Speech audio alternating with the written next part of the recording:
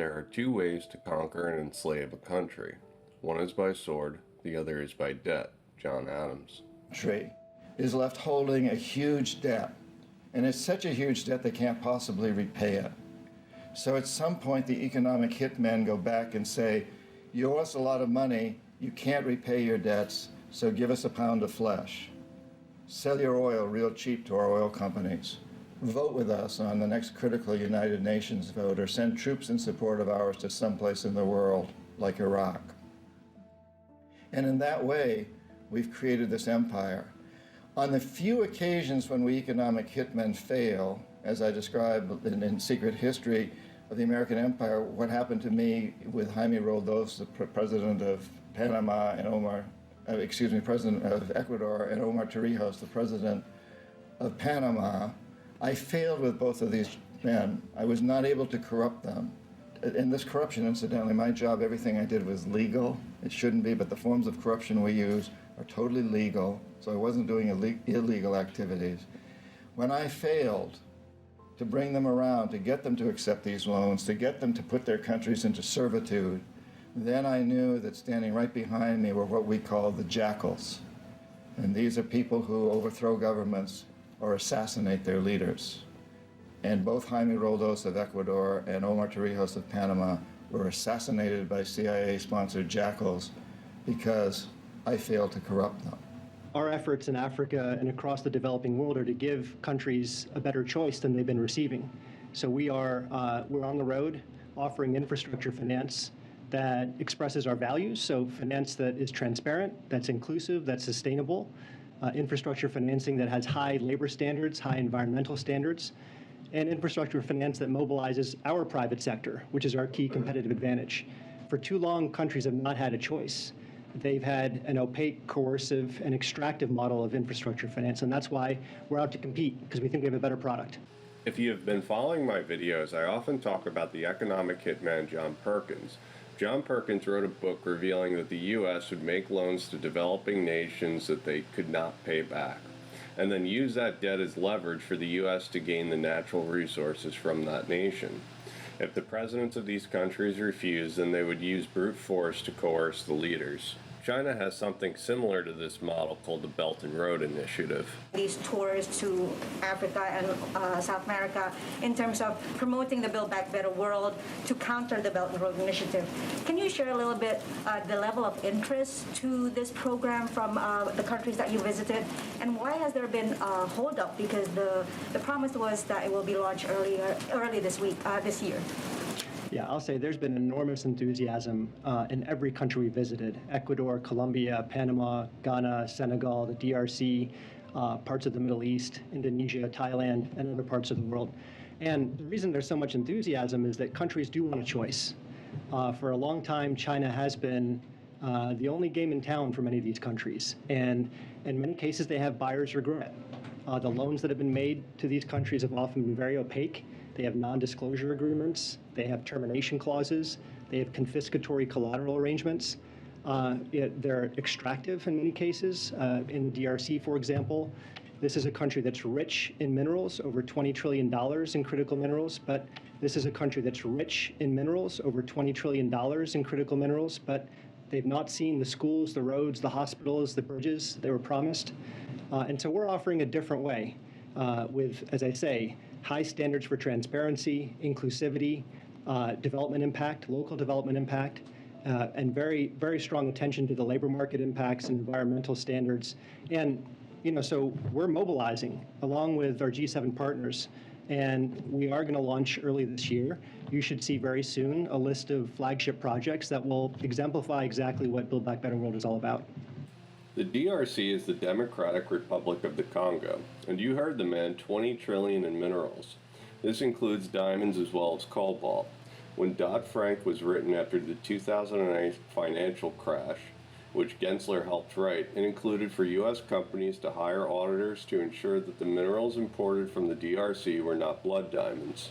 Securities and Exchange Commission Section 1502 is a disclosure measure that requires companies trading on U.S. security exchanges to determine through supply chain due diligence whether or not their products contain conflict minerals from the DRC, or neighboring countries and report their findings annually to the SEC. This means the cost of doing business with the Congo is exponentially high because legally you need to prove that the minerals you received were part of a humane operation. You need to hire auditors that can ensure that it is true and write a report. It would be cheaper to import the diamonds from somewhere else. This country has a lot of civil wars and uprisings, and if you read or saw the book, The Economic Hitman, it's very suspicious considering they have over 20 trillion in minerals. And so we're offering a different way with, as I say, high standards for transparency, inclusivity. This is Everledger. Everledger is creating a platform that tracks all diamonds, gold, precious metals for mining. They utilize blockchain technology in order to authenticate and track the diamonds. You can now prove to the regulator that the diamonds you purchased came from a mining company that were humane and legitimate. This would save on costs that you no longer need to hire an independent auditor because it's written right into the immutable ledger. That means a boost in the Congo's economy and cheaper diamonds for the companies within the U.S. Infrastructure financing that has high labor standards, high environmental standards, and infrastructure finance that mobilizes our private sector, which is our key competitive advantage. More importantly, the DRC is rich in cobalt. They have the most cobalt in the world, and cobalt is critical for renewable energies. The U.S. has a very low supply of cobalt. Cobalt is considered the highest material supply chain risk for electric vehicles in the short and medium term. This allows the Congo to sell their raw materials while businesses and banks can keep their ESG mandates, environmental, societal, and governance. Blockchain will be responsible for unleashing this economic activity. The Build Back Better agenda is focused on green energy. Clarify, is removing Russia from the SWIFT international banking system part of the financial sanctions package? Well, all options remain on the table, but it's probably not going to be the case that you'll see SWIFT in the initial rollout package. We have other severe measures we can take that our allies and partners are ready to take in lockstep with us, and that don't have the same spillover effects. But we always will monitor these options, and we'll revise our judgments as time goes on. I thought you guys had said you were going to start at the maximum, that it wouldn't be like a ramping up of sanctions. I can assure you the measures that we have prepared, the severity of those measures, and the institutions that we would impose them upon, and the immediacy of those sanctions are among the most severe financial sanctions that have ever been contemplated. These sanctions are supposed to be the worst in history, yet Russia is still allowed to use SWIFT. So how does that add up? Our measures are not designed to reduce or impair Russia's ability to supply energy to the world. Number two, we think it would be a strategic mistake for Putin to weaponize his energy supply. 2/3 of Russia's exports and half of its budget revenues come from oil and gas. And if Putin were to weaponize his energy supply, it would only accelerate the diversification of the world away from Russian energy consumption. Number three, we're prepared for anything. So if Russia decides to weaponize its energy supply, we're ready. Russia doesn't get cut off of SWIFT, and they're still allowed to sell their oil. The reality is that the West and open societies, this is where innovation and entrepreneurship flourish. We produce the most sophisticated technological inputs across a range of foundational technologies: AI, quantum, biotech, hypersonic flight, robotics. And blockchain technology. As we and our partners move in lockstep to deny these critical technology inputs to Russia's economy, Putin's desire to diversify outside of oil and gas, which is 2/3 of his export revenue, half of his budget revenues, that will be denied. He's spoken many times about his desire for an aerospace sector, a defense sector, an IT sector. Without these critical technology inputs, there is no path to realizing those ambitions. So the sanctions are going to be specifically technology. Is the U.S. government prepared for a Russian cyber attack? Can Americans feel as though their money is safe and that U.S. entities are safe? we are confident that we have worked closely with the private sector to press critical infrastructure owners and operators in the private sector to take the necessary steps to deploy cyber defenses. We've shared sensitive information, we've shared, most importantly, the specific steps, and we've exercised the maximum of government authorities to mandate those steps as needed. We know that should anything occur, we'll work closely with the private sector to rapidly respond and recover. This is Ann Neuberger. She is deputy of the NSA. She spoke at the Aspen Security Forum. Garlinghouse and Gensler also spoke at this forum. Why is the CEO of a crypto startup speaking at an event like this? We think we have an asymmetric advantage when it comes to the foundational technologies of our time. So think of AI, semiconductors, quantum, robotics, hypersonic flight. These are products that, in almost every case, are designed and produced in the West and in open societies. We define the productive frontier.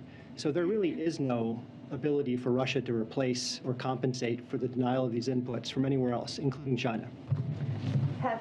In the first half of 2018, the Bank of Russia Innovation Laboratory conducted research on testing the possibility of cross-border settlements using the Ripple platform. Based on the research results, it was concluded that the Ripple platform can be considered as the basis for a starting work on creating a system of cross-border settlements, provided that the following organizational, legal, and technical issues are resolved. Congressional Research Service. Russia's system for transfer of financial messages. Russia's central bank claims that the network has over 400 companies. In October 2019, Russia and Chinese news media reported Russia, China, and India plan to link their respective systems together. Although India does not have its own cross-border messaging system, it has been reported that one is being developed. Connecting their systems, the article says, would provide users an alternative to SWIFT.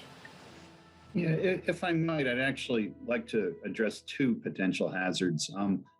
One is the U.S. has a huge export franchise in suitcases of $100 bills. The physical cash that circulates outside the United States exceeds what actually circulates inside. And this is used plain and simple for money laundering by bad people. And if we go to a digital currency, we would lose the export of hard currency, which is one of the only export industries we have left.